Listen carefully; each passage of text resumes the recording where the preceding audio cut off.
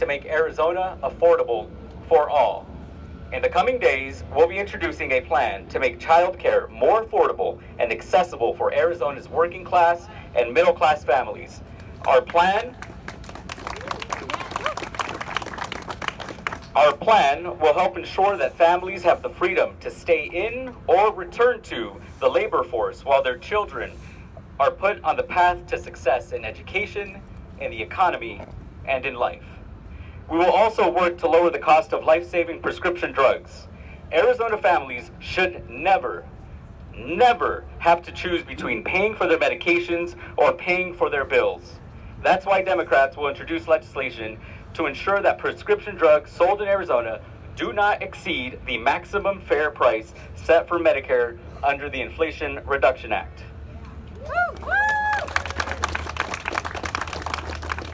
And because we value and support Arizona families, we will continue our push for large employers to offer paid family and medical leave for their employees. Our plan is simple. It'll give Arizona families the freedom to care for a new baby, for a loved one, or for themselves when they're facing a serious health condition without sacrificing economic security. Now, today, there's potentially no bigger affordability issue than housing. I want to applaud the members of our bicameral housing work group for continuing to push for creative and workable solutions to address our ongoing affordable housing crisis. Middle-class families in Arizona work hard for the opportunity for a safe and affordable place to call home. But too many families and workers who serve our communities, teachers, firefighters, nurses, cannot find homes that they can afford. That's why Democrats will introduce a first-time homeowner assistance plan to help more Arizonans achieve the American dream of homeownership.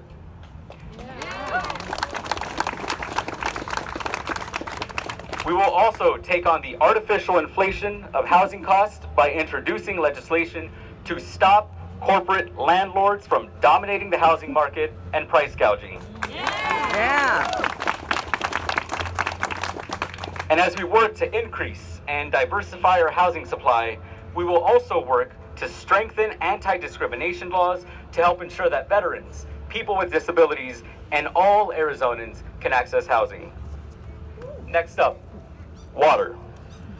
Newsflash, we live in a desert. Our water is our future, and it is also a policy area with potential for strong bipartisan agreement, but only if we're willing to put politics aside. We must protect Arizona's water by updating the Groundwater Management Act. Rural communities are crying out for this legislature to take action to help them protect their water. Let me be clear, Democrats are ready to act. We'll also be working on legislation to help ensure that all Arizonans, no matter the color of our skin or how much money we make, have water in our homes, schools, and businesses that is free from harmful toxins. And finally, Democrats are united in protecting your freedom and securing a better future for all Arizonans. In the coming days, Democrats will introduce the Equality and Fairness for All Act, which will give LGBT Arizonans the freedom to earn a living and provide a home for their families without fear of harassment or discrimination.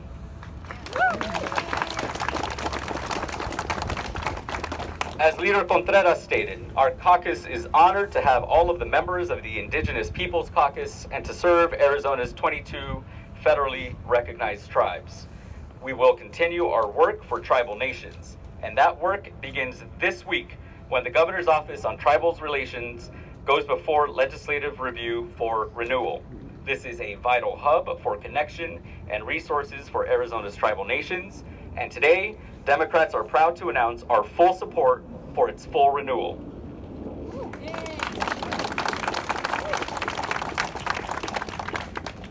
It is no secret that some extremist Republican politicians who did not like the results of the past two elections are attempting to rip away your freedom to vote.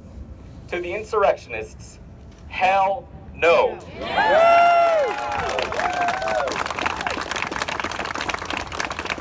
In response, Democrats will introduce a voting Bill of Rights package to protect our democratic republic from their assaults. We will work to expand ballot access in rural and tribal areas and to people with disabilities to create an automatic voter registration system to restore the permanent early voter list and to protect voters and poll workers from intimidation. Yeah.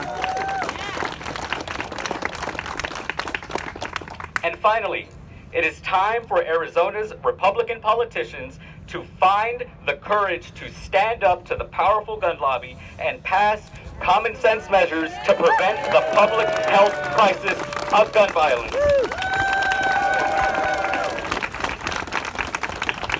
Today marks the 13th anniversary of the deadly shooting that injured Congresswoman Gabby Giffords, our former Representative Daniel Hernandez, and that also left 6 people dead and more than a dozen wounded.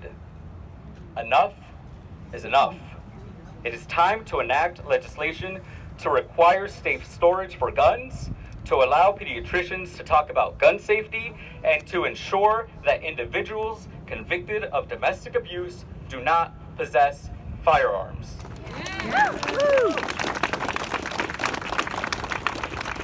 Arizona, know this. Democrats are the adults in the room. We are working on common sense solutions to the issues that matter to you and your families. I was proud to work with my colleagues in the House and Senate on these priorities. So thank you to my colleagues. Thank you all for being here. We're now happy to answer any questions you have.